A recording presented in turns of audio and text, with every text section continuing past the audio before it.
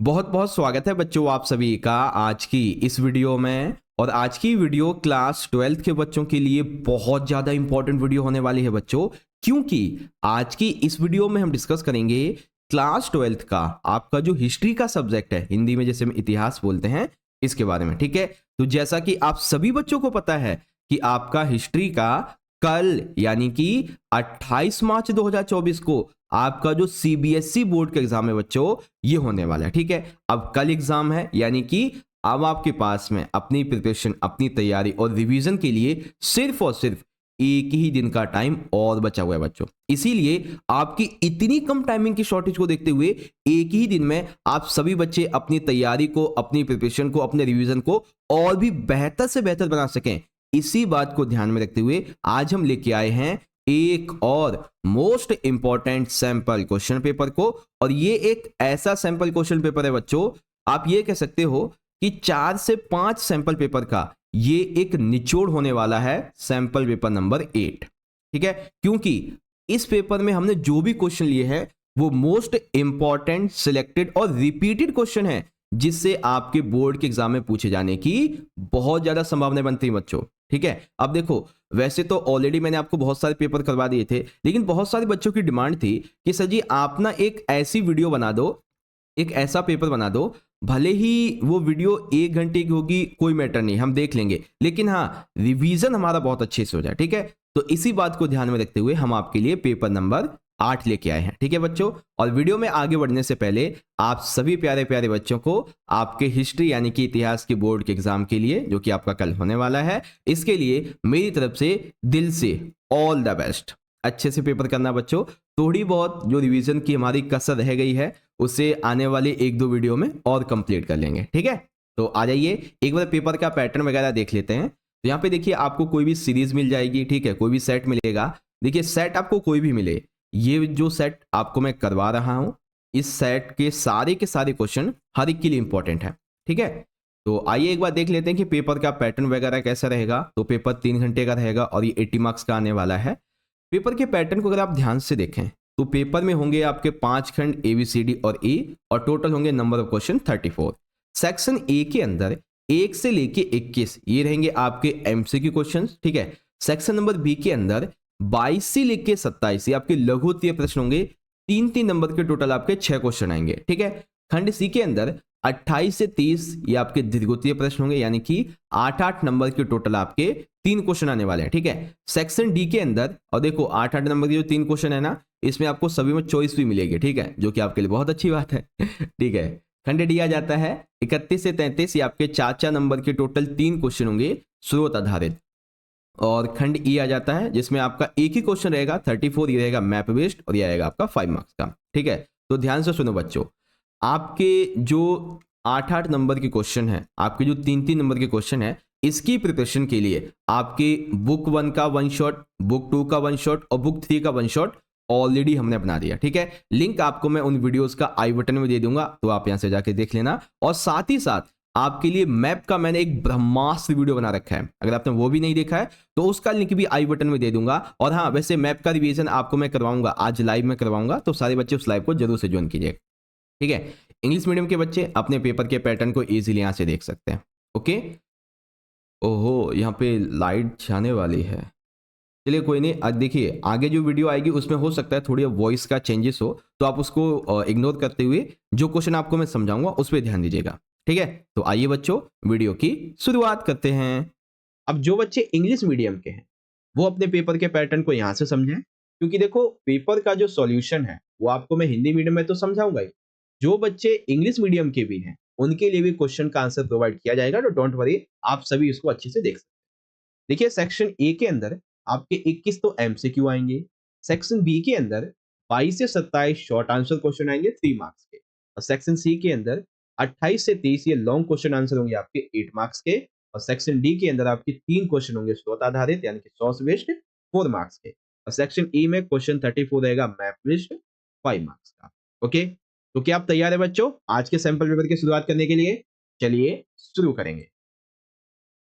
Okay, तो यहाँ पे आप देख सकते हैं बच्चों, आज के इस पेपर का जो सबसे पहला हमारा सेक्शन है, section number A, multiple choice questions का, वो यहाँ से शुरुआत हो जाता है। अब थोड़ा ध्यान से सुनो। सबसे पहले यहाँ पे हम करेंगे 21 एमसीक्यू क्वेश्चन। तो आप सभी से एक छोटी सी रिक्वेस्ट है, इन एमसीक्यू क्वेश्चन का जो आंसर है वो मेरे द्वारा आंसर देने से पहले आप कमेंट बॉक्स में, लाइव सेशन में या फिर अपने मन ही मन जरूर कीजिएगा। और जब ये सेक्शन 1 खत्म हो जाएगा तो आप सभी को कमेंट बॉक्स में ईमानदारी से बताना है कि आपने 21 में से कितने एमसीक्यू क्वेश्चन का राइट आंसर दिया था, ताकि मुझे भी पता चले कि जो बच्चा इस वीडियो को देख रहा है उसकी कितनी तैयारी हो चुकी है। ठीक है, तो आ जाइए शुरू करेंगे। देखिए, सबसे पहला क्वेश्चन क्या दिया गया है, निम्नलिखित में से किसने आदिवासियों के अधिकार के लिए संविधान सभा में आवाज उठाई थी? यानी कि आदिवासियों को अधिकार दिलाने की बात, यानी कि आप ये कह सकते हैं कि आदिवासियों के लिए आरक्षण की जो मांग है वो किसके द्वारा की गई थी? ठीक है, क्या एनजी रंगा के द्वारा, वीर पोकर बहादुर के द्वारा, सोमनाथ लाहिड़ी के द्वारा या फिर जयपाल सिंह के द्वारा? तो देखो, एनजी रंगा, वीर बहादुर पोकर और जयपाल सिंह, बात तो की है इन्होंने आरक्षण की, लेकिन ये आदिवासियों के लिए किसने बात की है? ये बात की थी जयपाल सिंह ने। और आपको अगर याद होगा तो उन्होंने क्या कहा था? इन्होंने कहा था कि हम आदिवासियों को पिछले 6000 वर्षों से हमारे अधिकारों को दबाया जा रहा है, ठीक है, हमारा शोषण किया जा रहा है। अगर हमें आर्थिक तौर पे, हमें भावनात्मक तौर पे ये जो दूरी है आम लोगों की और आदिवासियों की, इसे कम करना है, तो हमें इन्हें आरक्षण देना पड़ेगा। ठीक है, तो ये बात कही थी जयपाल सिंह ने। अरे, ये तो आगे चला गया। ओके, इसी प्रकार से इंग्लिश में ऑप्शन आपका सी हो जाएगा, जयपाल। चलिए, क्वेश्चन नंबर सेकंड क्या है, ये विजयनगर साम्राज्य के बारे में है। हम्पी के भग्नावशेष यानी कि उसका जो इतिहास निर्माण है एक तरीके से, ये कब और किसके द्वारा प्रकाश में लाई गई थी? ठीक है, तो आप सभी को पता है विजयनगर साम्राज्य के बारे में जनरल कनिंघम का कोई मैटर नहीं है, दयाराम साहनी का भी कोई मैटर नहीं है, जॉन मार्शल का भी कोई मैटर नहीं। ठीक है, तो बात किसकी हो रही है? 1800, सन 1800 में और कॉलिन मैकेंजी के द्वारा ये काम किया गया था। ठीक है, जनरल कनिंघम कौन है? ये भारतीय पुरातत्व सर्वेक्षण के सबसे पहले वो थे जनरल डायरेक्टर, इन्हीं को पुरातत्व जनक भी कहा जाता है।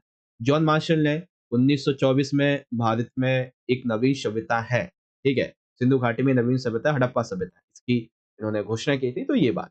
ठीक है, वैन, तो 1800 में, home by Colin Mackenzie, the ruins of Hampi brought to light. Okay, चलिए, क्वेश्चन नंबर थर्ड, निम्नलिखित में से कौन सी पहाड़िया लोगों की विशेषता नहीं है?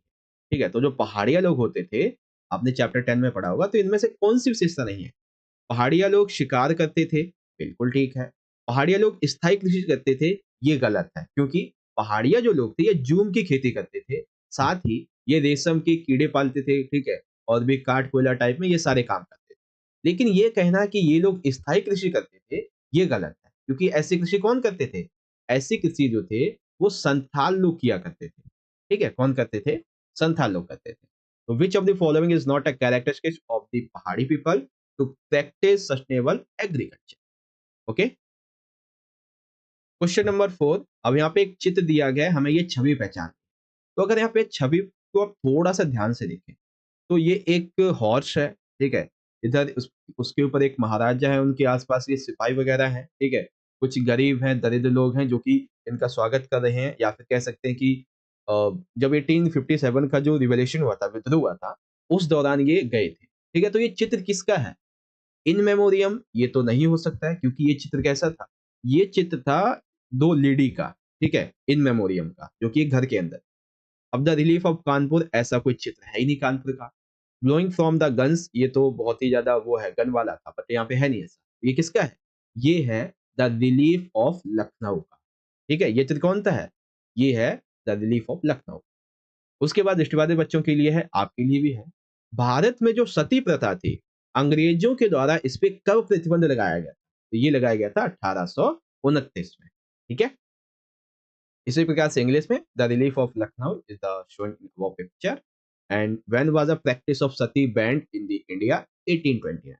ओके, ओके, वीडियो में आगे बढ़ने से पहले अगर आप सभी बच्चे अपनी तैयारी को और भी बेहतर से बेहतर बनाना चाहते हो तो आज ही हमारे द्वारा तैयार किए गए हिस्ट्री के इन 20+ सैंपल पेपर्स को आप बाय कर सकते हैं, जिससे कि आपकी तैयारी और भी बेहतर से बेहतर होगी। ठीक है, ये sample paper with solution available हैं हिंदी मीडियम में भी और इंग्लिश मीडियम में भी। ठीक है, आपकी जो भी क्वेरी है उसके हिसाब से आप ये जो 2 व्हाट्सएप नंबर आपको दिए जा रहे हैं इन पे कांटेक्ट कर सकते हो, ठीक है। मेक श्योर आपको कॉल नहीं करना है, मैसेज करना है, ठीक है। वैसे 20+ सैंपल पेपर्स का आपका जो प्राइस है वो 199 है, ठीक है। But I know very well बहुत सारे बच्चे अफोर्ड नहीं कर पाएंगे, इसीलिए आप सभी के लिए हमने 50% का डिस्काउंट कूपन कोड लिया है अपने लिए, JSK10। आप इसको यूज कीजिए। 20 सैंपल पेपर्स आपको जस्ट 99 रुपीज पे मिल जाएंगे, ठीक है।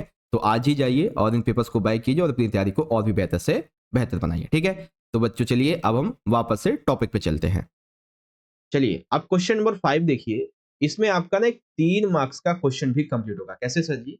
देखो पूछा क्या गया है, निर्गुण भक्ति के अनुसार किसकी आराधना की जाती है? तो देखो ध्यान से, निर्गुण यानी कि जिसमें गुण ही ना हो, ठीक है। तो हम क्या बोलेंगे, निर्गुण भक्ति के अनुसार निराकार ईश्वर की आराधना की जाती है, अर्थात जिसकी कोई आकार नहीं है, जिसकी कोई मूर्ति नहीं है, यानी कि अमूर्त रूप में आराधना।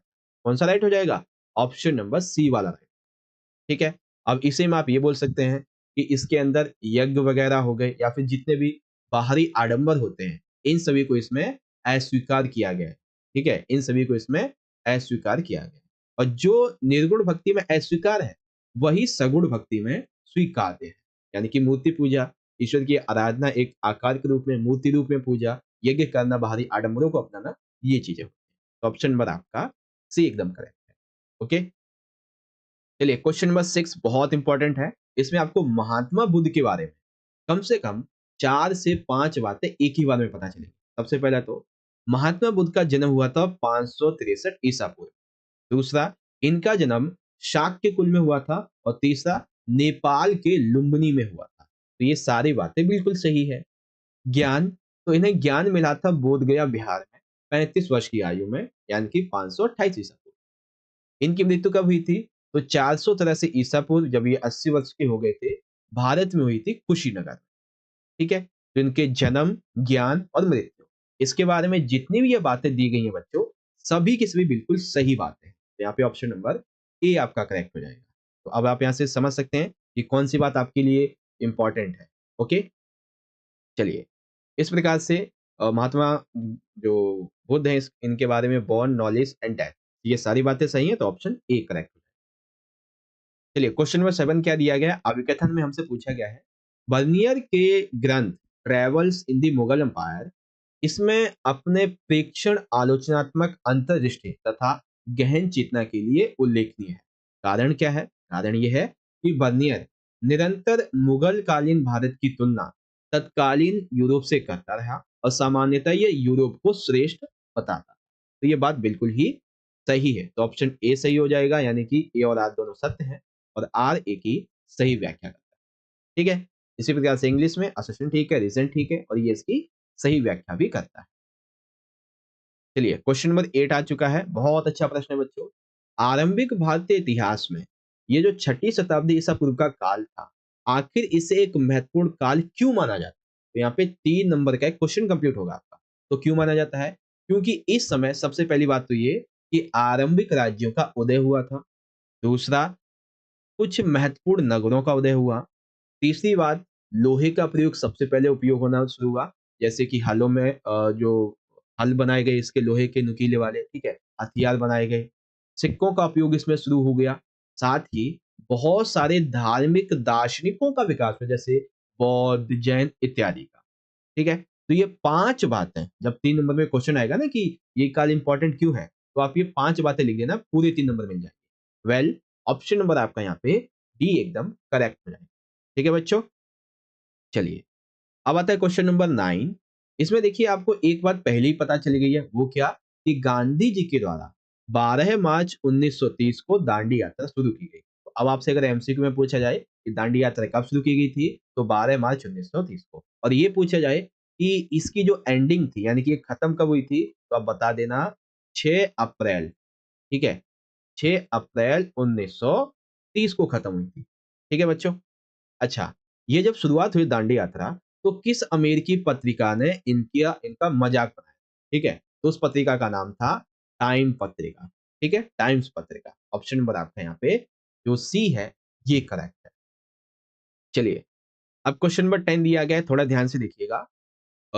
संविधान सभा का प्रारूप समिति का अध्यक्ष किसे बनाया गया था? ठीक है, तो इस क्वेश्चन का आंसर चलिए बता ही देता हूँ।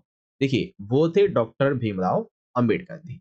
अब नेहरू जी का इसमें क्या बेसिकली कॉन्सेप्ट है, चलिए आपसे एक क्वेश्चन पूछता हूँ मैं, ठीक है? आप सभी को इस क्वेश्चन का जो आंसर है ना मुझे कमेंट बॉक्स में बताना है। और क्वेश्चन ये है बच्चों कि जवाहरलाल नेहरू जी के द्वारा भारतीय संविधान सभा में उद्देश्य प्रस्ताव जो था, ठीक है, ये कब पेश किया गया था? ठीक है, उद्देश्य प्रस्ताव कब पेश किया गया था? अगर आपको ये भी पता है कि इसमें कहा क्या गया था, तो ये भी आप बता सकते हैं। आंसर मुझे सही लगेगा तो मैं उस आंसर को पिन कर दूंगा, तो आपका कमेंट बाकी बच्चों को दिखेगा और वो भी समझ पाएंगे। ठीक है, तो कब पेश किया था ये जरूर बताना। बाकी सरदार पटेल की क्या बात है, तो सरदार पटेल जी जो थे, ये भारतीय संविधान में पर्दे के पीछे से मुख्य भूमिका निभा रहे थे। ठीक है, कहां से? पर्दे के पीछे से मुख्य भूमिका निभा रहे थे। ओके बच्चों, चलिए ऑप्शन नंबर ए राइट हो जाएगा आपका। और नेहरू जी के बारे में जो क्वेश्चन पूछा है उसे जरूर बताना। क्वेश्चन नंबर 11 बहुत ही डिफिकल्ट है। किस फ्रांसीसी दार्शनिक ने फ्रांसवा वनियर के वृत्तांतों का प्रयोग प्राच्य निरंकुशवाद के सिद्धांत को विकसित करने के लिए किया था? तो उसका नाम था मॉन्टेस्क्यू, जिसने प्राच्य निरंकुशवाद के सिद्धांत को विकसित करने के लिए इसका उपयोग किया। ठीक है, तो ऑप्शन नंबर आपका बी करेक्ट है। चलिए क्वेश्चन नंबर 12, ये थोड़ा सा डिफिकल्ट क्वेश्चन है, काफी अंदर से पूछा गया, डीपली है। लगभग दूसरी शताब्दी ईसा पूर्व से दूसरी शताब्दी ईस्वी यानी कि इन 400 वर्षों के दौरान पश्चिमी भारत और दक्कन के कुछ भागों पर किस शासक ने शासन किया था? कुषाणों ने, गुप्त ने, ठीक है, ये तो दोबारा से कुषाण आ गए। चलिए शक लिखते हैं, यहाँ पे हम शक लिख देते हैं, ठीक है, या फिर सातवाहनों ने। तो राइट आंसर है बच्चों, सातवाहन शासकों ने किया था। ठीक है, ऑप्शन नंबर डी। उसके बाद क्वेश्चन नंबर 13 बहुत आसान प्रश्न है।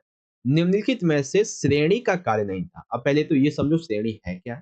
तो श्रेणी जो है वो व्यापारियों का एक समूह होता था, एक ही तरह का काम करने वाले। जैसे स्वर्ण है, सोने का काम करने वाले तो उनका एक अलग श्रेणी है, अनाज का काम करने वाले तो उनकी एक अलग श्रेणी है, तो समूह टाइप में होता है। तो ये लोग क्या करते हैं, ये लोग पहले कच्चा माल तैयार करते हैं, फिर कच्चे माल से अच्छा माल तैयार करते हैं और उसको बाजार में बेचते हैं। लेकिन ये कहना कि उस माल का अधिकतम खुदरा मूल्य वो स्वयं तैयार करते थे, ये गलत होगा। क्योंकि अगर उस समय इन पे अंग्रेज शासन कर रहे थे तो अंग्रेज तैयार करते थे। अगर जैसे भारत सरकार शासन करती है यानी कि अभी वो है, तो जो है वो तैयार करती है। अगर इन पे उस समय राजा शासन करते थे तो राजा तैयार करते थे, मतलब श्रेणी नहीं करते थे। ठीक है, तो सी वाला ऑप्शन आपका एकदम करेक्ट है। चलिए क्वेश्चन नंबर हमारा 14 बेसिकली, और बहुत ही आसान सा प्रश्न है। हड़प्पा सभ्यता की जानकारी के मुख्य स्रोत क्या है? ठीक है, तो देखो, जहां जहां ये केवल केवल शब्द आ गए ना, केवल धार्मिक ग्रंथ, केवल धातु की बर्तन, केवल मोहरा, ये गलत हो जाएगा। क्योंकि हड़प्पा सभ्यता की जानकारी के हमारे पास स्रोत क्या है? उत्खनन से प्राप्त हुए अवशेष। अब इसमें धार्मिक ग्रंथ भी हो सकते हैं, धातु के बर्तन भी हो सकते हैं, मोहरे भी हो सकते हैं, मृद भांड भी हो सकते हैं। जो भी अवशेष में मिलता जाता है वो होता है। तो ऑप्शन नंबर ए आपका एकदम करेक्ट। ठीक है, चलिए क्वेश्चन नंबर 15 बहुत अच्छा प्रश्न है बच्चों। इब्न बतूता को दूत के रूप में कब और कहां भेजा गया? तो आप सभी को पता है, इसको 1342 में चाइना भेजा गया और इसने वापस से अपने घर जाने की जो मंशा थी ये कब जाहिर की थी? 1344। ठीक है, तो ऑप्शन बी राइट है इसका। ओके, अब देखिए क्वेश्चन नंबर 16 क्या है।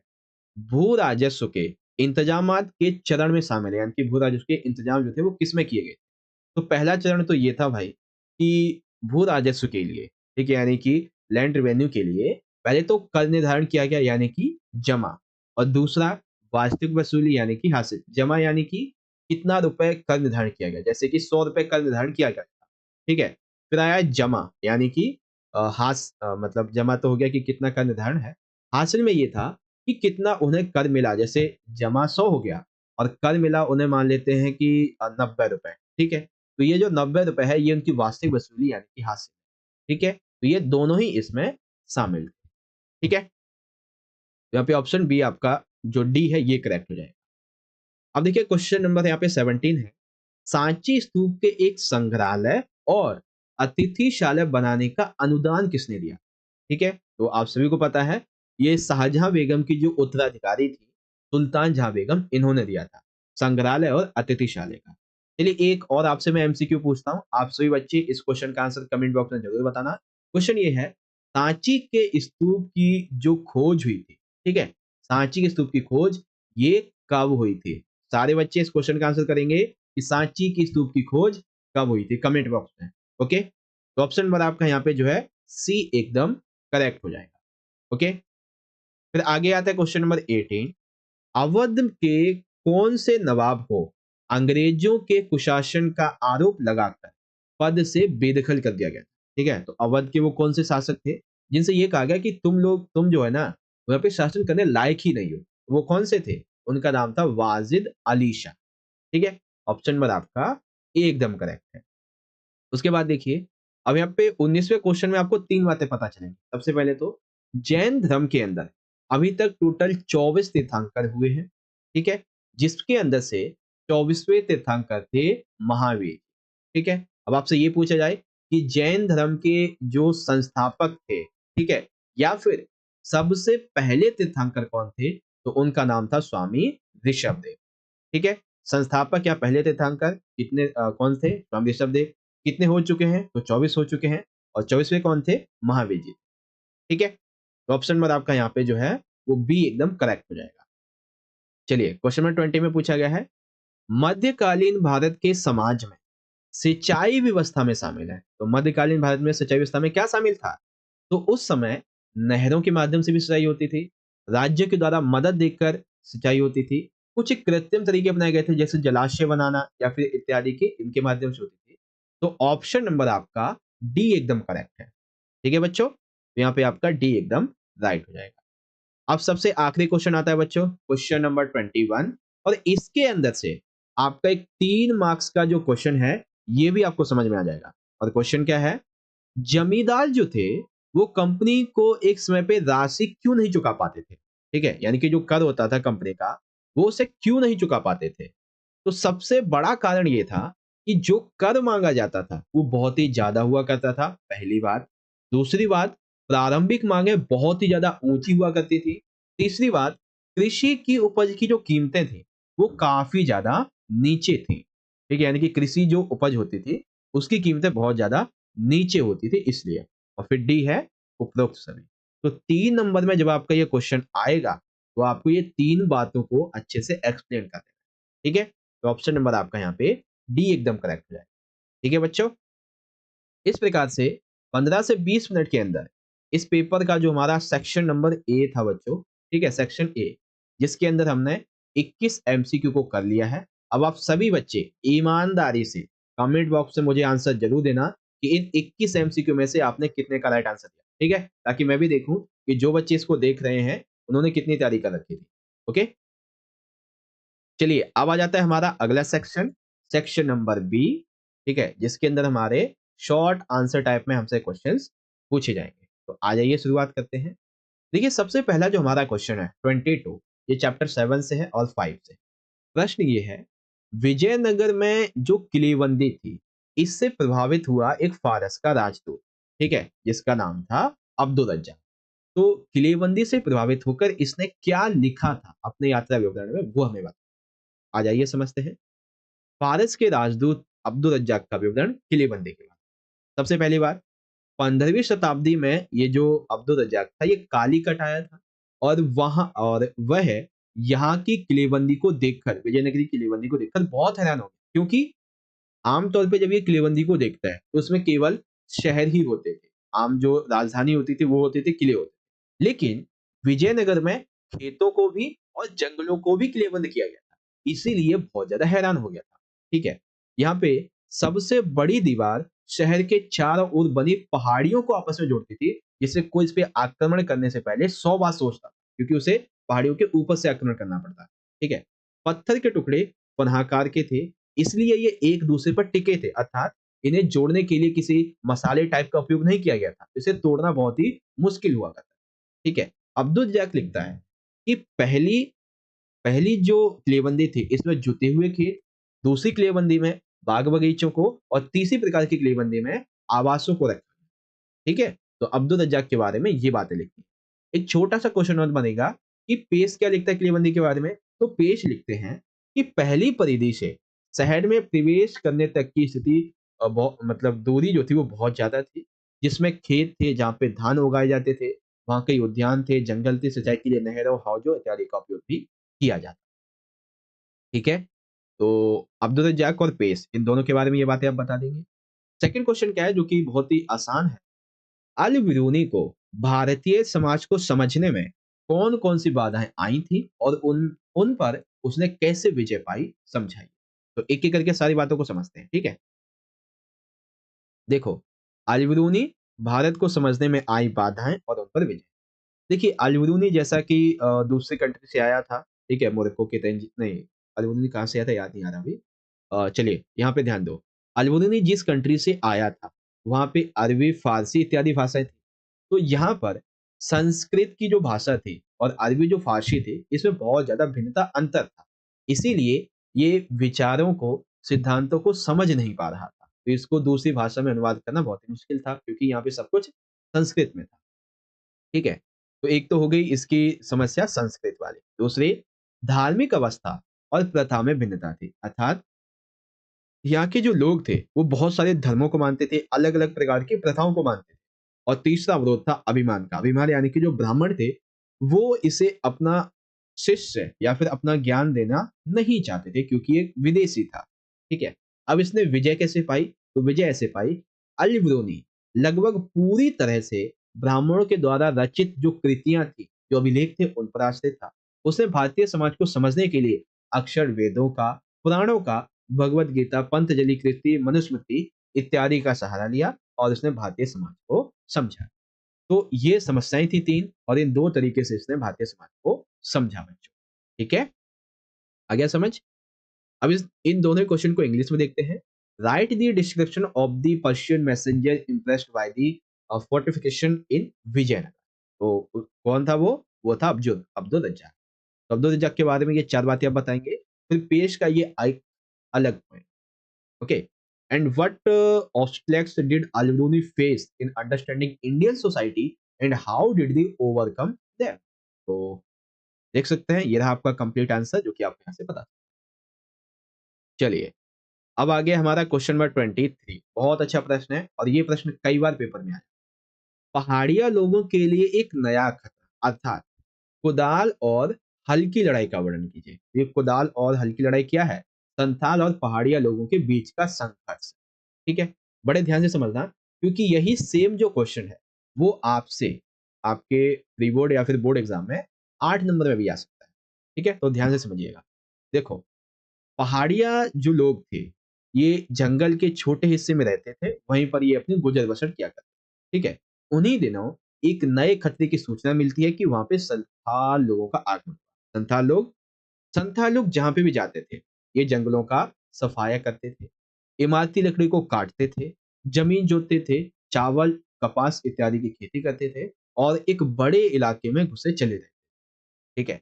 संथाल लोगों ने अपनी जहाँ पे ये रहते थे, तो उसके निचली पहाड़ियों में अपना कब्ज़ा जमा लिया। इसीलिए पहाड़िया लोगों को राजमहल की पहाड़ियों के और भीतर पीछे की तरफ हटना पड़ा। ठीक है? पहाड़िया लोग अपनी जूम की खेती के लिए कुदाल का प्रयोग करते थे। इसीलिए कुदाल को पहाड़ी जीवन का प्रतीक माना जाता था और संथाल जो था, ये हलों का प्रतीक माने जाते थे। इसीलिए ये कुदाल यानी कि पहाड़िया लोग, हल यानी कि संथाल, इनकी जो लड़ाई थी वो काफ़ी लंबी चलती रही। बस यही कॉन्सेप्ट है आपका। एक तरीके से संथालों के आगमन के पश्चात इनका जो जीवन था, पहाड़िया लोगों का, ये राजमहल की पहाड़ियों के भीतर और भीतर, ठीक है ना, पीछे की तरफ बहुत ज़्यादा सिमट के रह गया था।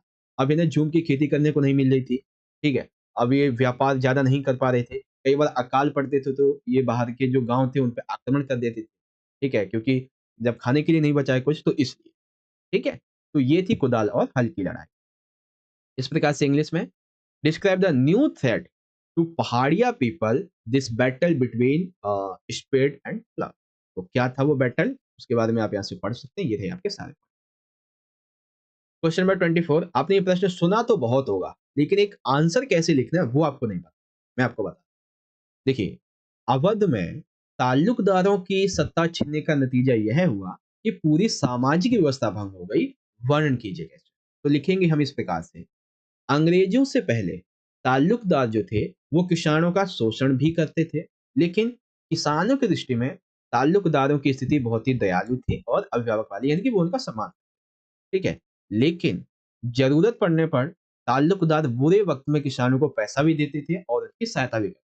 तो एक प्रकार से ताल्लुकदार किसानों का शोषण भी करते थे और उनकी मदद भी करते थे। तो किसान इससे ठीक ठाक खुश थे।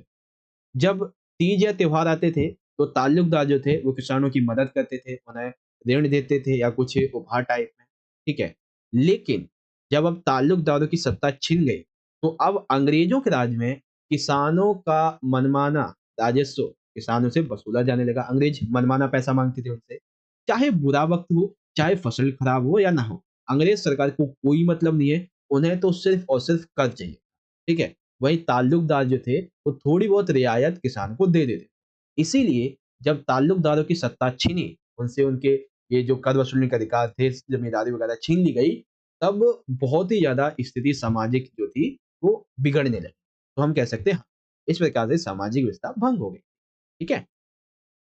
अगला क्वेश्चन इंग्लिश में, the result of snatching the power of taluqdars was that the entire social system break down. तो कैसे हुआ? इसके बारे में ये पॉइंट आप यहाँ से पढ़ सकते हैं। ओके, चलिए क्वेश्चन नंबर 25 जो कि बहुत ही अच्छा प्रश्न है, और इसके बारे में आप सभी को बहुत सारी बातें पता अलग अलग से चलेंगी एमसीक्यू के बारे में। ठीक है, प्रश्न क्या है? वैदिक परंपरा में यज्ञों की परंपरा को संक्षेप में समझें। तो यज्ञ कैसे होते थे ये हमें बताना है। देखो, पूर्व वैदिक परंपरा की जो जानकारी है वो हमें ऋग्वेद से मिलती है, जिसका संकलन 1500 से 1000 ईसा पूर्व में किया। तो ये एमसीक्यू में आ सकता है, ऋग्वेद का संकलन कब से कब तक। ठीक है, अब पूर्व वैदिक परंपरा में यज्ञों में सोम, इंद्र और अग्नि ये थे मुख्य देवता। ठीक है, यज्ञों में मंत्रों का उच्चारण प्रारंभिक मौखिक रूप से हुआ करता, लेकिन धीरे धीरे करके इन मंत्रों को वेदों में लिखा गया। ठीक है, तो हमारे 4 वेद है। अगर किसी बच्चे को पता है कि इन वेदों के नाम क्या है, ठीक है, अगर किसी बच्चे को पता है वेदों के नाम क्या है तो मुझे जरूर बताना। ठीक है, 4 वेद है बेसिकली।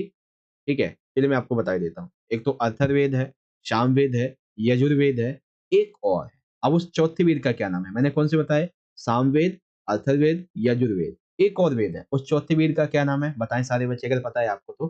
ठीक है, चलिए तो इन वेदों में संकलित किया गया इन मंत्रों को। धार्मिक अनुष्ठान जो थे वो सार्वजनिक किए जाते थे। ठीक है, यज्ञों के दौरान बहुत सारे यज्ञ होते थे, जैसे कि राजसूय यज्ञ हो गए, अश्वमेध यज्ञ हो गए, इतने बड़े बड़े यज्ञ किए जाते। अब ये जितने भी यज्ञ होते थे, इनमें मंत्र होते थे जटिल और संस्कृत भाषा। ठीक है, जटिल थी और ऊपर से बहुत ही संस्कृत भाषा थी। तो इसकी वजह से केवल ब्राह्मण लोग ही इन्हें सुन पाते थे, समझ पाते थे। शूद्रों को और महिलाओं को यन यज्ञों को सुनने और इसमें शामिल होने की मनाही। तो इस एक प्रकार से शुद्ध और महिला इन सभी को पूर्व वैदिक परंपरा में यज्ञों में शामिल होने की मनाही थी। इवन वो मंत्रों को सुन तक नहीं सकते थे। ठीक है, तो इस प्रकार से ये कॉन्सेप्ट रहा आपका पूर्व वैदिक परंपरा की जानकारी के बाद। ओके बच्चों, चलिए अगला देखते हैं। Write briefly about the tradition of yajnas in the Vedic tradition. तो 1500 से 1000 बीसी में जो ऋग्वेद संकलित हुआ, कंपाइल्ड हुआ, इससे हमें पता चलता है इसके बारे में। अब जो बातें हैं वो आप यहाँ से पढ़ सकते हैं। ओके, चलिए क्वेश्चन नंबर 26, ये भी बहुत आसान प्रश्न है। चांडालों के कर्तव्य किस ग्रंथ में दिए गए तथा वह क्या है? तो चांडालों के ग्रंथ किसमें दिए गए हैं? किसमें मतलब दिए हैं? ये मनुस्मृति में दिए गए। ठीक है, अब देखो पहले तो ये समझो कि चांडाल थे कौन। तो जो ब्राह्मण थे, एक और जहां ब्राह्मण खुद को तथा अपने कार्य को पवित्र माना करते थे, वहीं दूसरी ओर मरे हुए जानवरों को छूने वालों को ब्राह्मण चांडाल कहा करते थे। चांडालों को जो 4 वर्णों वाली व्यवस्था है, इससे बहुत ही निचले स्तर पे रखा जाता था। ब्राह्मण जो थे इन चांडालों को छूना तक तो दूर, देखना भी अपवित्र मानते थे। ठीक है, बहुत ज्यादा सामाजिक रूढ़िवादिता थी पहले के टाइम पे। अगर कोई चांडाल आ गया ना, तो अगर उन्होंने देख लिया ब्राह्मण तो कहते अरे रे रे रे, मेरा तो पूरा धर्म भ्रष्ट कर दिया, मेरे जो पुण्य थे वो सारे नष्ट हो गया, मुझे नहाना पड़ेगा, ये वो, ऐसे बहुत सारे रूढ़िवादिताएं थी। ठीक है, तो चांडाल कौन थे समझ गए? अब इनके काम क्या थे? तो सबसे पहला काम था कि इनको गांव में नहीं, गांव के बाहर रहना। ठीक है, इन्हें लोगों के फेंके हुए बर्तनों का इस्तेमाल करना पड़ता था। मरे हुए लोगों का इन्हें अंतिम संस्कार करना पड़ता था। मरे हुए लोगों के इन्हें कपड़े और लोहे के आभूषण पहनने पड़ते थे, इन्हें वधिक के रूप में काम करना पड़ता था।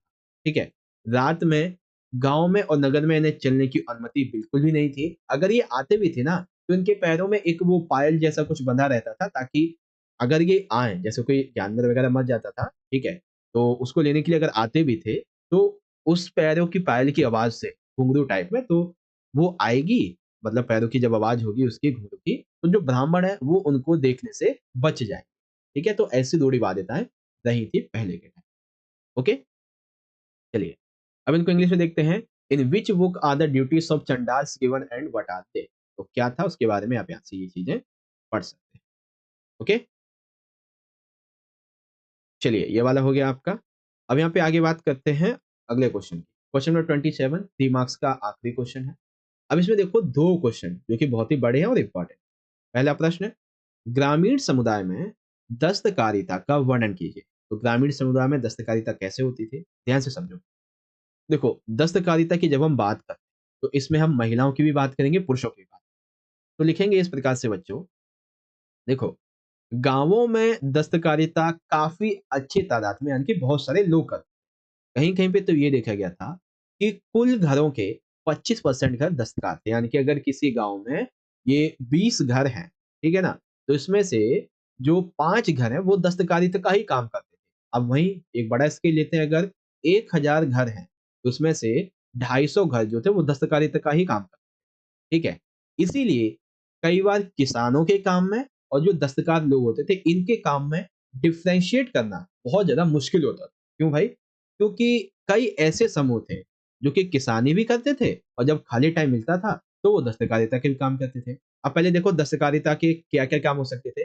कपड़ों की रंगाई करना, कपड़ों पर छपाई करना, मिट्टी के बर्तनों को बताना बनाना, बेसिकली पकाना, खेती के औजारों को बनाना, उनकी मरम्मत करना। ठीक है, तो ये तो दस्तकारिता के काम थे। और ये सभी जो काम थे वो कई बार जो किसान होते थे ये भी करते थे। अब जैसे फसल बो दी, तो अ, फसल की जब बुआई हो गई है, निराई भी हो गई है, तो निराई से अब कटाई के बीच में ये 2 से 3 महीने का जो टाइम होता था, ये खाली होते थे, बेरोज़गार हो गए एक तरीके से। तो इस समय जब इन्हें अपने खेती के काम से फुर्सत मिलती थी, तो वो भी दस्तकारिता का काम कर लिया करते, ठीक है? अब जो भी ये काम करते थे, उन्हें कैसे अदायगी होती थी? तो आम तौर पे या तो उन्हें फसल का एक हिस्सा दे दिया जाता था, जो भी काम करते थे ये दस्तकारिता वाले, या फिर ऐसी ज़मीन जो खेती लायक होती थी, लेकिन वो कर नहीं पाते थे बहुत ज़्यादा होने के बाद में, तो इन दस्तकारिता वालों को ये काम दे देते थे। अब एक एग्ज़ाम्पल है जजमानी व्यवस्था। तो एमसीक्यू में आ सकता है बच्चों कि जजमानी व्यवस्था कहाँ पे अपनाई गई थी? तो बंगाल में जमींदार इन दस्तकारिताओं को काम करने वाले जो लोग होते थे, ठीक है? जैसे लोहार हो गए, बढ़ई हो गए, सुनार हो गए, या फिर रोज का भत्ता और खाने वाले हो गए, तो इन सभी को ये नकदी रूप में क्या देते थे? रोज का भत्ता और खाने के लिए नकदी दिया करते थे। तो इसको बोलते थे जजमानी व्यवस्था। ठीक है? तो इस प्रकार से जो दस्तकारिता है उसका आप यहाँ पे वर्णन करेंगे, और पूरे के पूरे कॉन्सेप्ट को एक ही स्क्रीन पे आप यहाँ पे अच्छे से समझ सकते हैं। ठीक है? तो आप नहीं भूलोगे ना ये ग्रामीण दस्तकारिता क्या थी? ओके बच्चों? चलिए, अब सेकंड क्वेश्चन क्या है? उत्तरी भारत में जो धार्मिक तूफान आया, इसका वर्णन कीजिए। अर्थात ये चैप्टर 6 से है, सूफीवाद वाले से। आइए समझते हैं। अब ये जो है ना, उत्तरी भारत में धार्मिक तूफान का उदय, याद रखना बच्चों, ये पेपर में आपका 8 मार्क्स में भी आ सकता है। ठीक है, 3 नंबर में आएगा तो 4 से 5 पॉइंट लिखना, और 8 में आएगा तो जितने पॉइंट बताऊंगा सारे लिखना। ओके, देखो, उत्तर भारत की बात हो रही है, यानी कि भगवान विष्णु और शिव की बात। तो भगवान विष्णु और शिव जैसे देवताओं की उपासना उत्तर भारत में मंदिरों में की जाती थी, और यह मंदिर शासकों की सहायता से निर्मित किए जाते थे। ठीक है, उत्तर भारत में 14वीं शताब्दी तक अलवार और जो नैनार संत थे, इनकी रचनाएं हमें देखने को नहीं मिली, क्योंकि इतिहासकारों का ऐसा मानना है कि उत्तरी भारत में राजपूत राज्यों का शासन था, और इन राज्यों में ब्राह्मणों का बहुत ही महत्वपूर्ण स्थान था। और आपको पता है, अलवार और नैनार, इन्होंने हमेशा से ब्राह्मणों के जितने भी सिद्धांत थे इनका विरोध किया। देखा था ना हमने 8 नंबर के क्वेश्चन में कैसे कैसे किया था। तो इसीलिए उत्तर भारत में इन लोगों को, इन संतों को बेसिकली ज्यादा सम्मान मिला नहीं, इनकी रचनाएं नहीं मिली, क्योंकि वहां पे ब्राह्मणों की ज्यादा इंपॉर्टेंस थी। इन सभी राज्यों में ब्राह्मणों का महत्वपूर्ण स्थान था, और वे ऐहिक और अनुष्ठानिक दोनों ही कार्य करते थे। इसी समय कुछ ऐसे नेता उभरे जैसे कि नाथ जोगी, सिद्ध, शिल्पी, जुलाहे इत्यादि। इन्होंने उत्तर भारत के अंदर रूढ़िवादी जो ब्राह्मणी परंपरा थी इसका विरोध किया। अब एक नवीन धार्मिक नेता लोकप्रिय जरूर हुए, ये सभी के सभी लोकप्रिय जरूर हुए, लेकिन शासक वर्ग का प्रशय हासिल नहीं कर सके। क्यों भाई? क्योंकि समाज में ना शासक की जो स्थिति थी वो इसीलिए बहुत ज्यादा अच्छी थी क्योंकि वो लोग ब्राह्मणों को इम्पोर्टेंस देते थे, ठीक है। और ब्राह्मणों को इम्पोर्टेंस इसलिए देते थे क्योंकि ब्राह्मण जो थे वो जो आम जनता थी उसमें ज्यादा सम्माननीय थे, तो इसीलिए शासकों ने इन लोगों को अपना समर्थन देना सही नहीं समझा। 13वीं शताब्दी में तुर्कों के द्वारा दिल्ली सल्तनत की स्थापना की गई, तब जाके भारत में इस्लाम धर्म का प्रवेश हुआ। अब जाके एक 8 नंबर का क्वेश्चन ये आएगा कि भारत में इस्लाम धर्म का प्रवेश कब हुआ? तो इसके लिए जब मैं सैंपल पेपर नंबर 5 लाऊंगा तो उसमें आपको ये समझा दूंगा कि उत्तर भारत में जो इस्लाम धर्म का प्रवेश हुआ ये किस प्रकार से हुआ। ठीक है, चलिए तो उत्तरी भारत में धार्मिक उफान कैसे आया समझिए इसी तरीके से। अब इन्हीं क्वेश्चन को इंग्लिश में देखिए। Describe handicrafts in rural communities. तो हैंडीक्राफ्ट्स क्या थी? ठीक है, यहाँ पे वैसे दस्तकारिता का दूसरा वर्ड यूज होना चाहिए, तो वेल आप यहाँ पे समझ जाइए। ठीक है, फिर religious upset in northern India, तो वो कैसे कैसे हुआ उसके बारे में ये सारी बातें आप यहाँ से पढ़ सकते हैं बच्चों। ओके, चलिए देखिए इस तरह से सेक्शन ए सेक्शन बी ये दोनों हमने कंप्लीट कर ही लिया अच्छी तरीके से। अब यहाँ पे शुरू होगा बच्चों आज के सैंपल पेपर का सबसे इंपॉर्टेंट पार्ट, जो कि है section number C, long answer type questions का। इसके अंदर 8-8 नंबर के 3 क्वेश्चन होंगे, अथवा मिला दें तो टोटल हमारे 6 क्वेश्चन होने वाले हैं। ठीक है, ओके। तो चलिए अब हम सेक्शन सी के अपने 8-8 नंबर के जो क्वेश्चन है इसकी शुरुआत करते हैं। ओके, तो यहाँ पे आप देख सकते हैं एक बच्चे का क्वेश्चन था पिछले सैंपल पेपर नंबर 3 में कि सर जी असहयोग आंदोलन वाला जो एक टॉपिक है वो करवा दीजिए सर एक क्वेश्चन के जरिए। तो लीजिए वो क्वेश्चन आपके सामने हाजिर है और ध्यान से पढ़िए।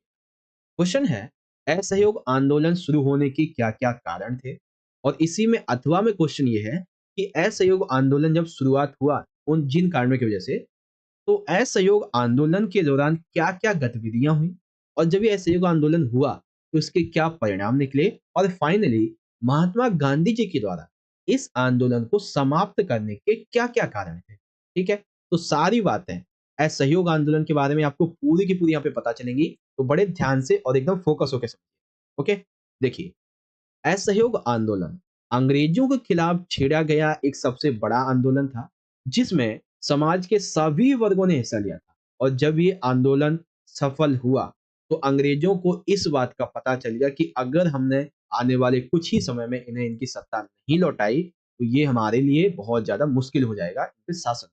और ऐसी ही स्थिति 1942 के भारत छोड़ो आंदोलन में भी इनकी हुई। ठीक है, चलिए अब देखो असहयोग आंदोलन की शुरुआत कब हुई थी? तो 1920 में कांग्रेस ने महात्मा गांधी जी के नेतृत्व में असहयोग आंदोलन शुरू किया था। अब इसके बहुत सारे कारण थे। ठीक है, अब कौन कौन से कारण थे इसको समझने से पहले आपको कुछ बातें ध्यान में रखनी है। ठीक है, सबसे पहले आप बताएंगे रॉलेट एक्ट के बारे में, दूसरा जलियांवाला बाग जो हत्याकांड हुआ था इसके बारे में आप बताएंगे, फिर सैनिकों की नाराजगी और हैजे की बीमारी और सरकार की उदासीनता, ये सारी बातें आप बताएं। अब ये क्या है सारी बातें तो ध्यान से समझो। देखो सबसे पहले रॉलेट एक्ट, अंग्रेजों के द्वारा रॉलेट एक्ट नामक का कानून पारित किया गया था जिसके तहत अंग्रेजों ने जो अंग्रेज पुलिसकर्मी थे इनको यह अधिकार दे दिया था कि यदि उन्हें किसी भी भारतीय नागरिक पर ऐसा शक हो रहा है कि वो अंग्रेजों के खिलाफ कोई कार्य कर सकता है, कोई जुर्म कोई अपराध कर सकता है, तो उसे गिरफ्तार करके जेल में डाल दो। और ऐसे गिरफ्तार किए हुए व्यक्ति को शक के आधार पे 2 साल तक जेल में रखा जाएगा। और इतना ये काला कानून था रॉलेट एक्ट की, 2 साल तक तो जेल में रखा ही जाएगा, साथ ही उसे न्यायालय में अपील करने तक का अधिकार नहीं होगा, वकील करने तक का अधिकार नहीं होगा। ठीक है, इसीलिए लोगों ने इसे काला कानून भी कहा, क्योंकि काले कानून के तहत यही होता है कि आपको जेल में रखेंगे, आपको अपील वकील किसी का भी अधिकार नहीं होता है। तो आम जो लोग थे वो इससे बहुत ज्यादा परेशान हो रहे थे, अंग्रेजों के खिलाफ उनके अंदर गुस्सा भड़क रहा था। और हद तो तब हुई जब ये जलियांवाला बाग हत्याकांड हुआ। अब ये क्या था? तो 13 अप्रैल 1919 को अमृतसर में स्थित जलियांवाला बाग यहाँ पे बैसाखी का त्योहार जब लोग मना रहे थे, तकरीबन हज़ारों की संख्या में लोग थे यहाँ पे, ठीक है? 1 से 1,500 थे। तो इस समय एक ब्रिटिश अधिकारी था जनरल डायर, ठीक है? तो ये अधिकारी यहाँ पे आया अपने 200 सैनिकों के साथ में उस स्थान पे पहुँचा और जब ये सिख लोग, ठीक है, वैसाखी का त्योहार मना ही रहे थे, उस समय उसने पहुँच के अपने 200 सैनिकों के साथ में यह आरोप लगाते हुए कि इस त्योहार के अंदर ये जो लोग हैं, यहाँ पे कुछ देशद्रोही हैं, जिन्होंने अंग्रेज़ों को बहुत ज़्यादा अंग्रेज़ों को सताया है, अंग्रेज़ी महिलाओं को बहुत ज़्यादा खतरा इन्होंने पहुँचाया है और ये खतरा है भी। यही कहते हुए इन्होंने यहाँ पे अंधाधुंध गोलीबारियाँ शुरू करवा दी। आज के टाइम पे जब मैं वो जो क्या नाम है जलियांवाला बाग की फ़ोटो देखता हूँ, ऑनलाइन गूगल पे वीडियो देखता हूँ, तो अन अंदर ही अंदर बहुत ज़्यादा एक जो वीपिंग वाइब होती है वो आती है। वो किस लिए? आप थोड़ा इमेजिन करो, इमेजिन लाइक कि आप अपना त्योहार मना रहे हो, अपने धर्म का त्योहार मना रहे हो, जहाँ पे तकरीबन 1 से 1,500 लोग हैं और वहीं पे कुछ लोग आ जाते हैं, वो ये कहते हैं कि तुम में कुछ लोग ऐसे हैं 2-4 जिससे हमारे लोगों को खतरा है, हम तुम्हें मार डालेंगे और अंधाधुंध गोलियाँ चलाई जाती हैं। कुछ लोगों ने तो गोलियों की मार से बचने के लिए कुएँ तक में कूद गए थे। अब कुएँ में कूद गए भाई मरेंगे तो कुएँ में कूद गए, तो उन्होंने कुएँ के अंदर जाके गोलियाँ चला दी, ठीक है? और आज भी वो जो गोलियों के निशान है ना, वो आपको इस जलियांवाला बाग में जाओगे ना जब आप मतलब इमेज वगैरह भी देखोगे, तो वहाँ पे डायरेक्टली आपको उन गोलियों के निशान भी देखने को मिलेंगे। आज भी वो निशान वहाँ पे मौजूद हैं, ठीक है? और इसमें लगभग 1,000 से ज़्यादा लोग मारे गए। अब इस कार्य की वजह से जो जनरल डायर था, इसकी स्थिति इंग्लैंड में तो एक हीरो की जैसी बन गई, लेकिन भारत में एक राक्षस की जैसी बन गई, ठीक है? तो ये था जलियांवाला बाग हत्याकांड जिससे एक जो सिख समुदाय था, वो इससे बहुत ज़्यादा नाराज़ हो गया, ठीक है? आम लोग और सिख समुदाय दोनों हो गए। फिर आती है सैनिकों की नाराज़गी। तो जब फर्स्ट वर्ल्ड वॉर हुआ था, तो इस दौरान युद्ध के दौरान ब्रिटिश अधिकारियों ने भारतीय सैनिकों से ये कहा था कि यदि आप हमारे इस फर्स्ट वर्ल्ड वॉर के दौरान युद्ध में हमारी मदद करोगे, तो हम आपको उचित तनख्वाह भी देंगे और हम आपका जो है आपको अच्छे लेवल पे पहुँचाएँगे भी, दूसरे स्तर पे पहुँचा तो भारतीय सैनिक तैयार हो गए थे। लेकिन जब ये वर्ल्ड वॉर खत्म हुआ, तो जो सैनिकों से वादे किए थे अंग्रेज़ी हुकूमत ने, वो उनसे मुकर गए। ठीक है? तो इससे सैनिक वर्ग भी इससे गुस्सा हो गया। फिर हैजे की बीमारी और सरकार की उदासीनता। 1920 के दशक में भारत में हैजे की बीमारी बहुत तेज़ी से फैली थी, जिसमें कई भारतीयों को अपनी चपेट में ले लिया और बहुत सारे भारतीय मारे गए थे। लेकिन मौजूदा ब्रिटिश सरकार के द्वारा इस बीमारी से निपटने के लिए जब कोई भी कदम नहीं उठाया गया था, तो आम लोग पहले तो रौलट एक्ट की वजह से तो बेसिकली गुस्से में थे। अब हैजे की बीमारी के प्रति सरकार के किसी भी रवैये के प्रति जब उन्होंने नहीं किया, तो इससे बहुत ज़्यादा गुस्सा हो। अब इन सभी गुस्से, इन सभी जो हिंसा हुई, इन सभी की वजह से 1920 में महात्मा गांधी जी ने इस गुस्से को एकत्र किया और एक नया आंदोलन शुरू किया, असहयोग आंदोलन कांग्रेस पार्टी के नेतृत्व। तो अब किसी भी बच्चे को इस आंदोलन के बारे में कोई डाउट नहीं होना चाहिए, ठीक है? चलिए, अब बारी ये आती है कि जब ये आंदोलन शुरू हुआ, तो इस आंदोलन के दौरान क्या-क्या गतिविधियाँ हुई? तो सबसे पहले गतिविधि हुई शिक्षक वर्ग। तो जैसे ही ये आंदोलन शुरू हुआ, तो वकीलों ने वकालत करने से मना कर दिया। उन्होंने जो कोर्ट थे वहाँ पे जाना मना कर दिया। अध्यापकों ने अपने पद से इस्तीफे दे दिए, उन्होंने पढ़ाना छोड़ दिया। विद्यार्थियों ने स्कूल जाने से मना कर दिया और ये वकील, अध्यापक, विद्यार्थी, ये सभी इस आंदोलन में शुरू हुए। ठीक है? फिर मज़दूर वर्ग, कई कस्बों और नगरों में जो श्रमिक थे, वो हड़ताल पे चले गए और कई सरकारी आंकड़ों के ये पता चलता है कि 1921 में लगभग 3,97,000 6 लाख 3,97,000 जो व्यक्ति थे, वो इसमें शामिल थे, इस आंदोलन के दौरान।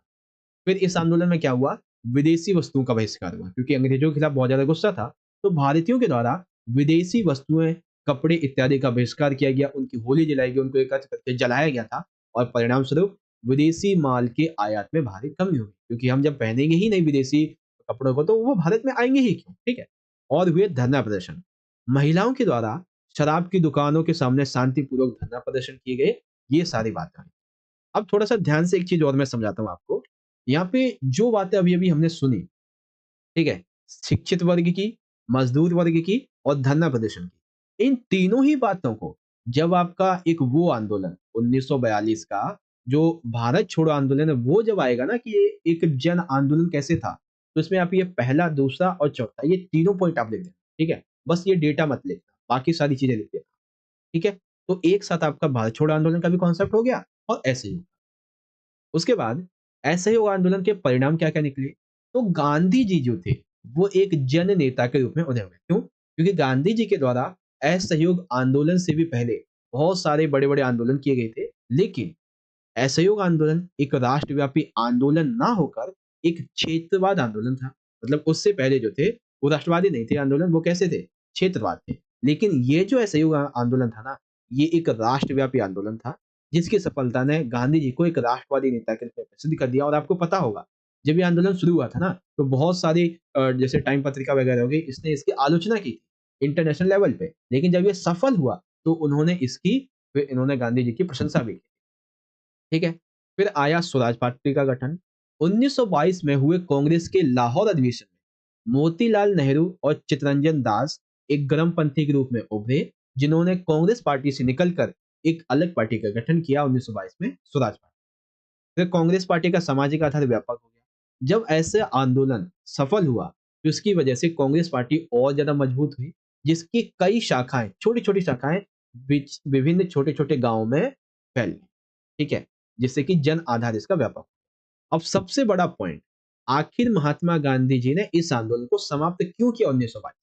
तो इसलिए किया क्योंकि महात्मा गांधी ने जब ये आंदोलन शुरू किया था, तो उन्होंने पहले ही आंदोलनकारियों से ये शर्त रख दी थी, अगर ये आंदोलन हिंसात्मक हुआ, अर्थात यह आंदोलन पूर्ण रूप से अहिंसात्मक रहेगा, हम हिंसा नहीं करेंगे। लेकिन इस आंदोलन के दौरान 1922 में यूपी की एक जगह चौराचौरी नामक पुलिस थाने में लगभग 22 पुलिस वालों की हत्या कर दी गई आग लगा के। तो इसीलिए गांधी जी के विचारों के खिलाफ जब ये आंदोलन हुआ, तो इन्होंने इस आंदोलन को समाप्त कर दिया। तो 1922 की चौरा-चौरी घटना की वजह से आंदोलन को समाप्त कर दिया गया। ठीक है? तो अब आप इन दोनों क्वेश्चन को समझ गए ना अच्छे तरीके से? दोनों क्वेश्चन का क्वेश्चन तो एक ही था, जो कि था असहयोग आंदोलन। तो शुरू होने के क्या कारण थे, गतिविधियां क्या थी, परिणाम क्या निकले और समाप्ति क्यों की गई थी? सारी बातें समझ गए बढ़िया तरीके से? चलिए, अब जो बच्चे इंग्लिश मीडियम के हैं, वो नॉन कोऑपरेशन मूवमेंट की सारी बातों को यहाँ से ध्यान से समझें। सबसे पहले तो इसकी शुरुआत कब हुई थी? फिर इसके मेन रीज़न क्या थे? तो सबसे पहला रीज़न था बच्चों रॉलेट एक्ट, ठीक है? दूसरा रीज़न था जलियांवाला बाग हत्याकांड यानी कि massacre and this resettlement of soldiers and यहाँ पे जो डिसीज़ थी इसके बारे में। ठीक। अब इसके दौरान क्या-क्या गतिविधियाँ हुई, एक्टिविटीज़ क्या-क्या हुई थी? तो एजुकेटेड क्लासेस इसमें कैसे जुड़ी, वर्किंग क्लासेस कैसे जुड़ी, boycott of foreign goods and protest क्या-क्या हुए थे जो वुमेन्स की थी, उसके बारे में। फिर इसके रिजल्ट क्या-क्या निकले? तो 3 इसके रिजल्ट थे, rise of Gandhi as a mass leader, formation of Swaraj party, social base of Congress become wider. तो रीज़न क्या थे इस मूवमेंट को बंद करने के? तो वो ये, ओके? चलिए। अब यहाँ पे हमारा अगला क्वेश्चन आ जाता है, क्वेश्चन नंबर 29। ये बहुत इंपॉर्टेंट प्रश्न है, बच्चों ध्यान से समझिए, ठीक है? देखो, विजयनगर साम्राज्य के राजकीय केंद्र में पाई गई प्रमुख संरचना का वर्णन करते हुए महानवी डिब्बा के अनुष्ठानिक विवरणों का उल्लेख, ठीक है? तो सिंपल सा हमें महानवी डिब्बा की विशेषताएं बतानी है, जो कि कई बार आपको मैं बता चुका हूँ। तो पहले छोटा सा एक पॉइंट देखिए, विजयनगर साम्राज्य की जब खोज हुई, तो इसके राजकीय केंद्र में 60 से अधिक मंदिर मिले और 30 से अधिक राजा के महल। कुछ प्रमुख संरचनाएं मिली, जैसे कि लोटस महल, हजारा मंदिर, जिसका प्रयोग केवल केवल विजयनगर के जो शासक थे इन्हीं के द्वारा किया जाता था। विरूपाक्ष मंदिर यानी कि भगवान जो विष्णु थे इनका मंदिर, विट्ठल मंदिर, वो तो खैर दूसरी जगह मिला था महाराष्ट्र में, ठीक है? महानवी डिब्बा ये संरचनाएं थी। बात करते हैं हम महानवी डिब्बा, ओके? देखो, महानवडी महानवी डिब्बा के बारे में पहले आप सभा मंडप के बारे में बताइए। सभा मंडप यह एक ऊंचा मंच था, जिसमें निश्चित दूरी के लकड़ी के स्तंभों के लिए पास-पास छेद बने हुए थे। इनके पास-पास छेदों होने की वजह क्या है? ये अभी तक पता नहीं लगाई जा सकी, इसीलिए इसका उपयोग क्यों किया जाता है ये भी नहीं पता। महानवी डिब्बा का आपका जो मेन कॉन्सेप्ट है वो यहाँ से शुरू, ओके? चलिए, तो यहीं से पढ़ते हैं। देखिए, महानवी डिब्बा एक विशालकाय मंच है। यह लगभग 11,000 वर्ग फीट के आधार से 40 फीट की ऊंचाई तक जाता है। इसकी दीवारों पर कुछ चित्र मिले हैं, जिस पर लकड़ी की संरचना बनी है। अब आते हैं इसके अनुष्ठानिक महत्व। तो महानवी डिब्बा संरचना से जुड़े जो अनुष्ठानिक है, जो अनुष्ठान है, वो सितंबर और अक्टूबर के शरद मास में मनाए जाने वाले 10 दिन के हिंदू त्योहार, जैसे दशहरा उत्तर भारत में, दुर्गा पूजा बंगाल में, नवरात्रि या महानवी कहा जाता है, इस दौरान इसका उपयोग किया जाता है। इस अवसर पर विजयनगर के शासक अपने रुतबे, अपनी ताकत का भी प्रदर्शन किया। अब शुरुआत कैसे होती थी?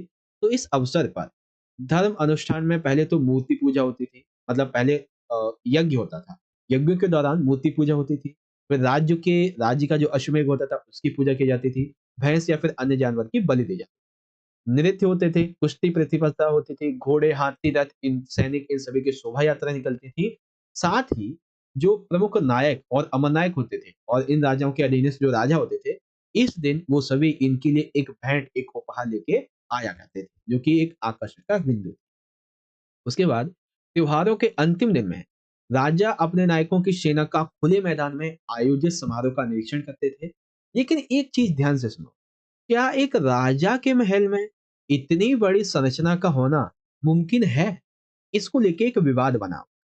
ठीक है, तो ये कॉन्सेप्ट था महानवी डिब्बा के बारे में। ओके बच्चों, अब जो दूसरा क्वेश्चन है, जैसा कि अभी 3 नंबर के क्वेश्चन मैंने आपको बताया था कि विभिन्न शताब्दियों के दौरान सूफी मत के विकास ने ऐसे मजबूत बनाया, वर्ण कीजिए, अर्थात ऐसे नहीं कैसे। ओके, तो ये है कि विभिन्न शताब्दियों के दौरान जो सूफी मत था, ये किस प्रकार से मजबूत हुआ, कैसे ये विकसित हुआ, ये बता। ठीक है, तो मेनली देखो, अभी जो 3 नंबर में मैंने आपको क्वेश्चन बताया था कि इस्लाम धर्म का उदय जो था वो कैसे हुआ, वही एक क्वेश्चन यहीं पे है कि 11वीं शताब्दी तक आते आते सूफीवाद एक पूर्ण विकसित आंदोलन बन गया था, वर्णन कीजिए कैसे। तो जो क्वेश्चन ऊपर था वही सेम क्वेश्चन इसको इस तरीके से भी पूछा जा सकता है। ठीक है, तो ध्यान से पढ़ते हैं। सबसे पहले बात आएगी खानका। खानका के अंतर्गत सूफी संत, जो सूफी संत होते थे, जो धर्म प्रचारक थे, इनके रहने का स्थान होता था, जिसका नियंत्रण यानी कि खानका का नियंत्रण शेख, पीर और उसके मुर्शिद यानी कि जो अनुयायी थे ये करते। ठीक है, ये अपने अनुयायी यानी कि जो शेख या पीर होते थे, ये अपने अनुयायी यानी कि मुरीदों की भर्ती किया करते थे और उन्हें अपना वारिस घोषित किया कर दिया करते थे। जब शेख या पीर को लगता था कि उनका अंतिम समय आ चुका है, तो वे अपने अनुयायी यानी कि मुरीदों की भर्ती करते थे और कहते थे कि ये अब हमारे वारिस हैं, अब यही इसको संभालेंगे और देश विदेशों में इसको फैलाएं।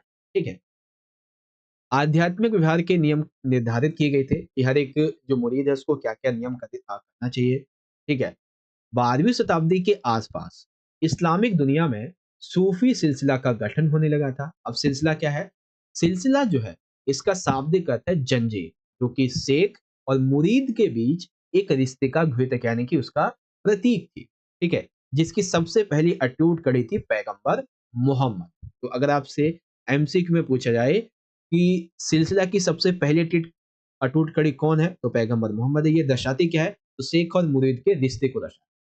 ठीक है, अब वो कुछ जो नियम निर्धारित किए गए थे, उसमें एक था दीक्षित को निष्ठा का वचन देना और सिर मुड़ाकर ठेंगड़ी लगे वस्त्रों को धारण करना।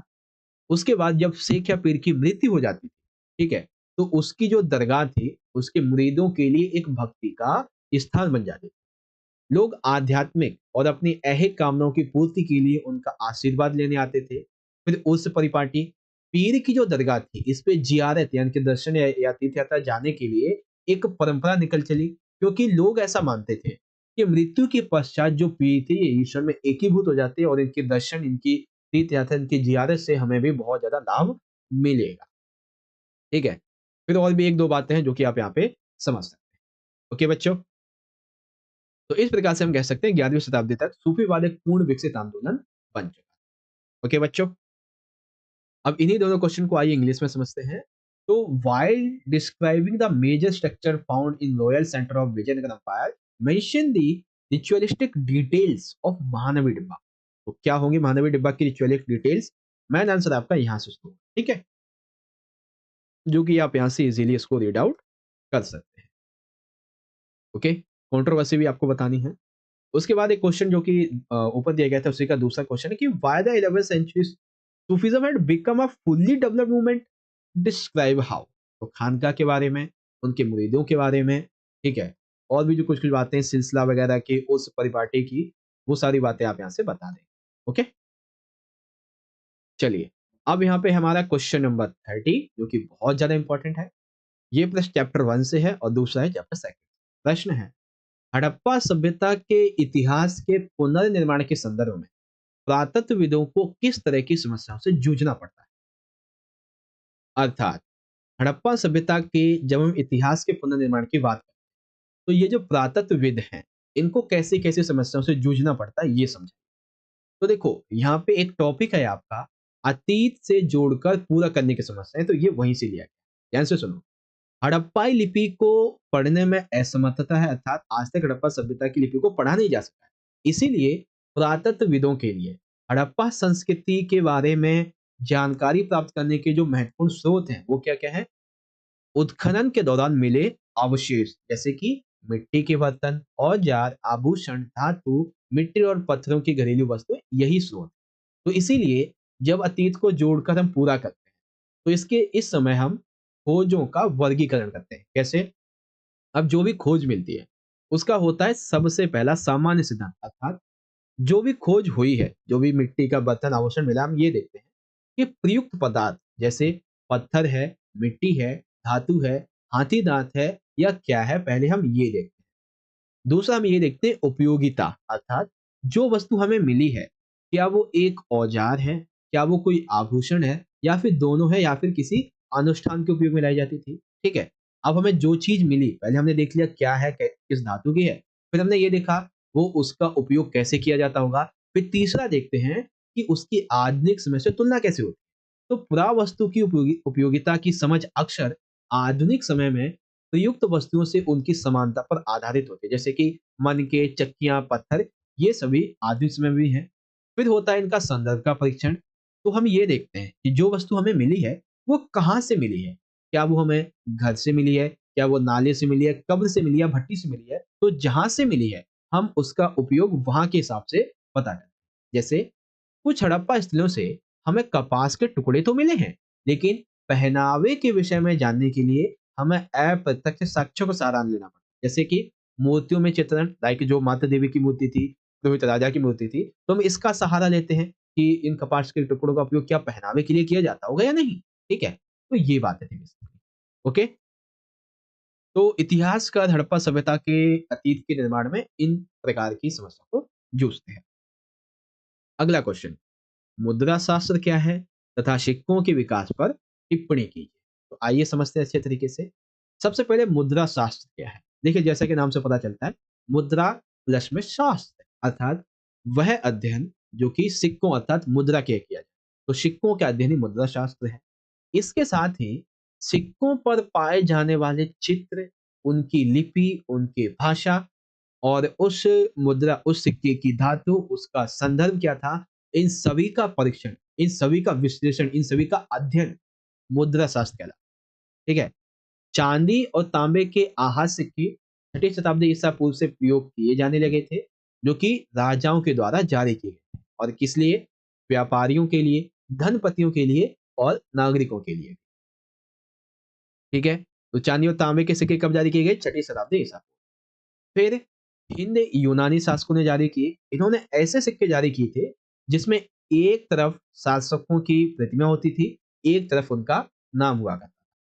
फिर कुछ सिक्के कुषाण राजाओं ने भी जारी किए। तो सबसे पहले प्रथम शताब्दी ईस्वी में सोने के सिक्के जो जारी थे, ध्यान से सुनो, सोने के सिक्के की बात हो रही है। तो ये किसने जारी किए थे? कुषाणों ने, जो कि बहुमूल्य और भारी मात्रा में वस्तु के विनिमय में उपयोग किए जाते।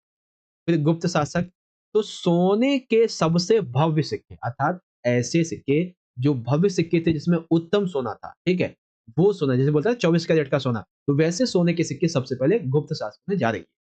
ठीक है, उसके बाद पंजाब और हरियाणा के क्षेत्रों में योधे योधे कबायली गणराज्यों ने भी सिक्के जारी किए थे।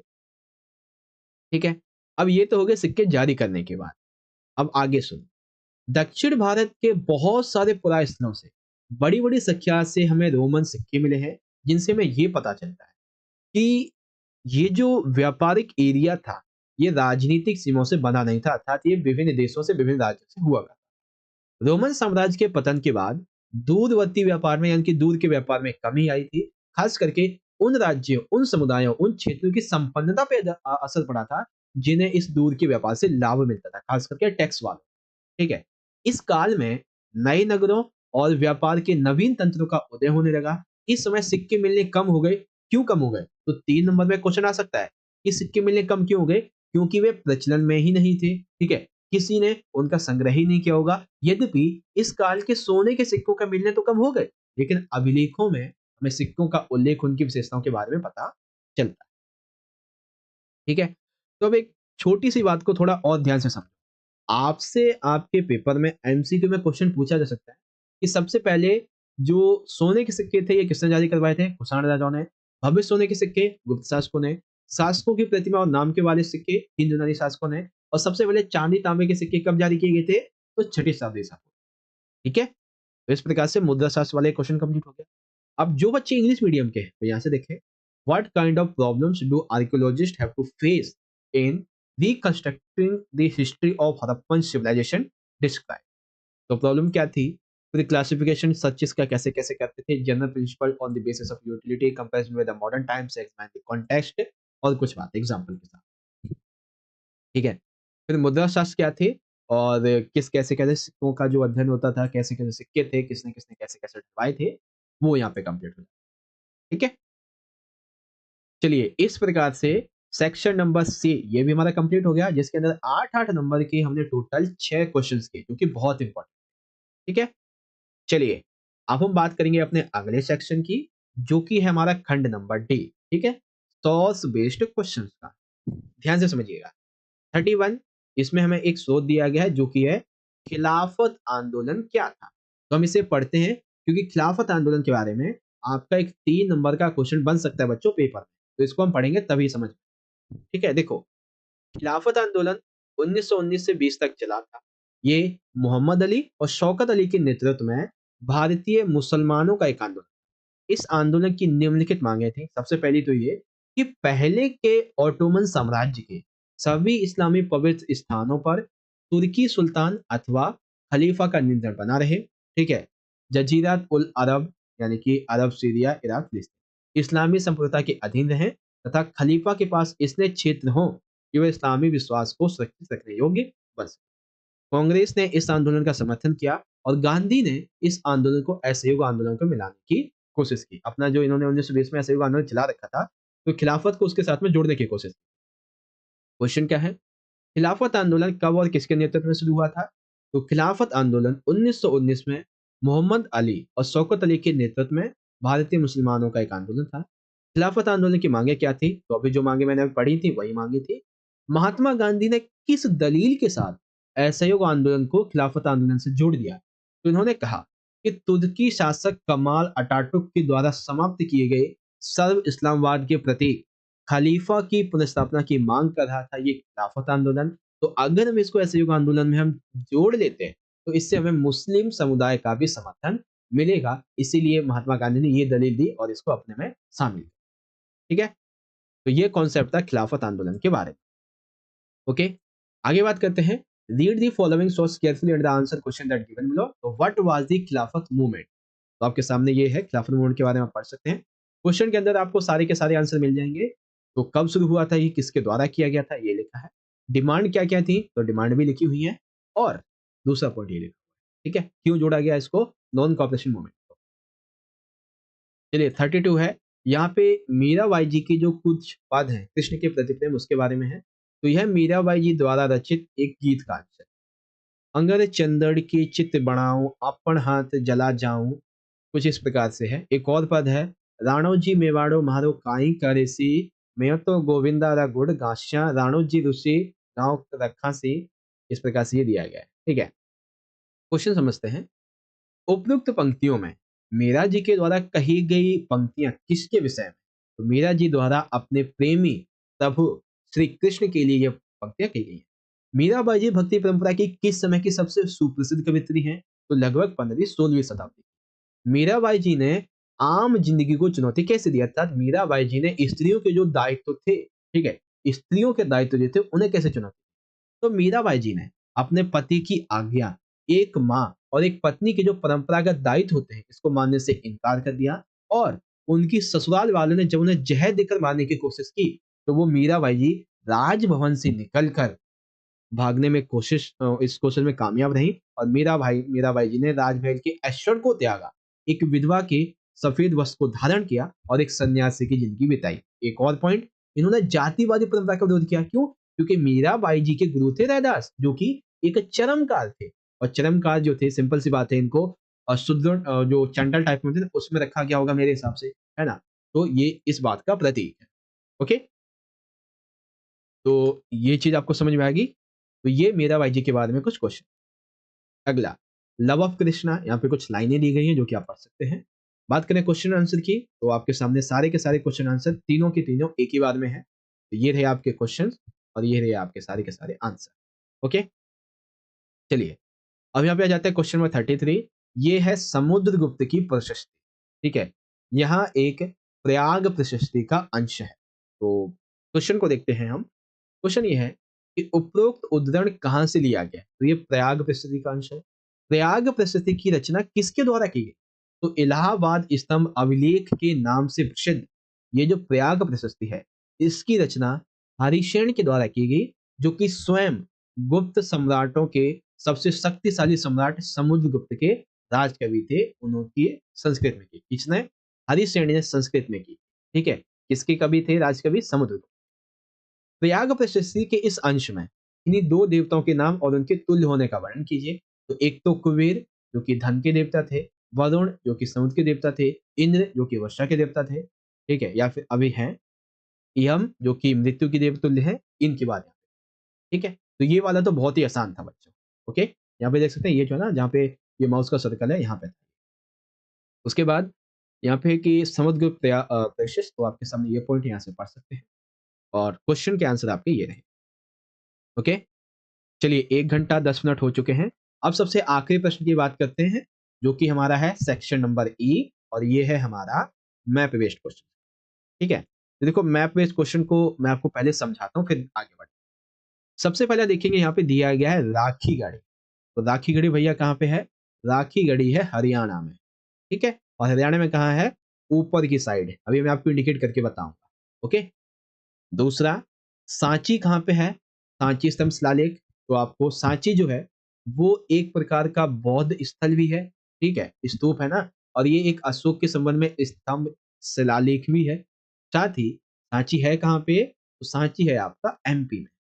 ठीक है, बीजापुर विजयनगर का एक केंद्र, और त्रिनवेली।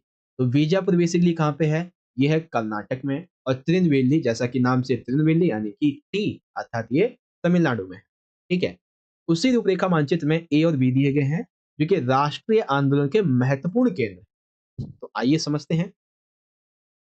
ये देखो यहाँ पे, एक तो राष्ट्रीय आंदोलन के महत्वपूर्ण केंद्र है। तो सबसे पहले ये जो ए दिया गया, ठीक है, ये ए क्या है? ये है चंपारण। ओके, ए चंपारण है। वैसे पेपर में आउट ऑफ इंडिया की आएगा तो नहीं, बट ये जो बी है ये कराची है। ठीक है, क्योंकि उस समय भारत का विभाजन हुआ नहीं था, तो ये भारत का हिस्सा था, तो ये कराची है। ओके, तो जो अभी हम कह रहे थे, सबसे पहले हरियाणा का राखीगढ़ी, तो इस वाली जगह पे आपका राखीगढ़ी है। और जो दूसरी वाली जगह ना, ये वाली, यहाँ पे आपका जो दूसरा वाला पार्ट है हरियाणा का, बनावली, ये आ जाता है। ठीक है, फिर सांची यहाँ पे है, जो कि स्तंभ शिलालेख भी है, और यहीं पे है आपका बौद्ध स्थल। और ये जो है ना, ये वाली जगह है, यहाँ पे क्या है बच्चों?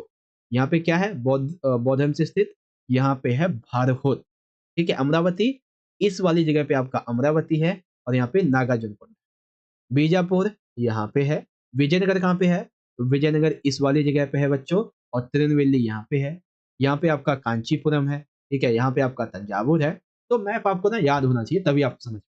ओके बच्चों, तो इस प्रकार से आपका ये वाला मैप का भी कॉन्सेप्ट आपका यहाँ पे कंप्लीट हो जाता है। ओके, तो फाइनली बच्चों इस प्रकार से इस 1 घंटे की वीडियो के अंदर हमने अपना सैंपल पेपर नंबर जो 8वां है ये कर लिया है कंप्लीट। ठीक है, और आई होप कि आप सभी की आपके हिस्ट्री ज्ञान के इतिहास के बोर्ड के एग्जाम की तैयारी बहुत अच्छी हुई होगी। ठीक है, लेकिन अगर आपको अभी भी लगता है कि आपकी तैयारी में कोई कमी रह गई है, या फिर अभी तक आपने कुछ भी नहीं पढ़ा है, तो आप सभी बच्चे इन 20+ सैंपल पेपर्स को बाय कर सकते हैं, जो कि हमारे द्वारा ही तैयार किए गए विद सॉल्यूशन के साथ में। ठीक है, और डेफिनेटली इनको पढ़ने के बाद में जिसने अभी तक कुछ भी नहीं पढ़ा है, उसकी भी बहुत अच्छी तैयारी हो जाएगी और जिसने सिलेबस कवर कर रखा है उसका बहुत अच्छे से रिवीजन हो जाएगा। ठीक है, बाय करने के लिए प्रोसेस आपको बता चुका हूं, इन पे व्हाट्सएप पे कांटेक्ट करना है। प्राइस आपको 99 में मिल जाएगा, बस आपको ये कोड यूज करना है। ठीक है, और वैसे भी देखो तैयारी तो ऑलरेडी अच्छी करवाई दी है, लेकिन अगर आप चाहते हो कि कल के एग्जाम से पहले आप सभी बच्चे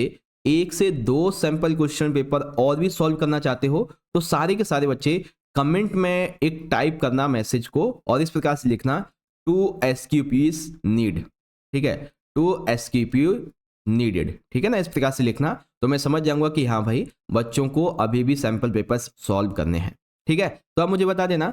वैसे एक चीज और बता देता हूं आपको कि आपकी बुक 1, बुक 2 और बुक 3 इसके लिए अभी हम वन शॉट लाएंगे, 3 वन शॉट लेके आएंगे जिसमें हर एक बुक के हम लोग 100 MCQs जो है ना इनको डिस्कस करेंगे। ठीक है, साथ ही आपके मैप के लिए एक अलग से लाइव आएगी, तो सारे बच्चे बिल्कुल ही चैनल से जुड़े रहना, कहीं जाइएगा मत। हर एक वीडियो 10-15 मिनट के गैपिंग पे आती रहेगी। ठीक है बच्चों, चलिए वीडियो को एंड करने से पहले आप सभी बच्चों को मेरी तरफ से आपके हिस्ट्री के बोर्ड के एग्जाम के लिए ऑल द बेस्ट। ठीक है बच्चों, अच्छे से पेपर करके आना। ओके, चलिए बहुत बहुत धन्यवाद। जय हिंद, जय भारत, वंदे मातरम।